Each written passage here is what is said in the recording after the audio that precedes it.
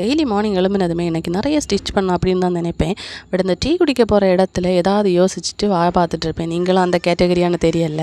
அப்புறமா மனசை மாற்றிட்டு கொஞ்சம் ஸ்டிச் பண்ணியிருந்தேன். அச்சுக்குட்டியை அவங்க பாட்டி வீட்டுக்கு அனுப்பி விட்டுட்டேன் ஸ்டிச் பண்ணணும் அப்படின்னு சொல்லிட்டு. ஆரி ஒர்க்குக்கு புதுசாக ஒரு ஸ்டூடெண்ட் வந்தாங்க. நீங்கள் கேட்டால் அப்படியே ஷாக் ஆயிடுவீங்க. 8th படிக்கிற பொண்ணு தான். அவங்களுக்கு ரொம்ப இன்ட்ரெஸ்ட்டாக ஸ்டிச்சிங்கில். ஸோ என்கிட்ட ஸ்டிச் பண்ண வந்திருந்தாங்க.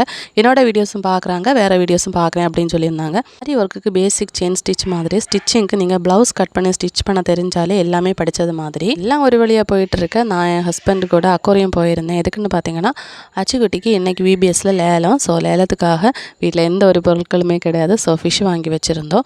கடைசியில் அந்த ஃபிஷ்ஷை நானே லேலம் பிடிச்சி வீட்டுக்கும் கொண்டு வந்திருந்தேன். இங்கே தான் போனாலும் கடைசியில் வீட்டில் வந்து ஸ்டிச்சிங் தான்.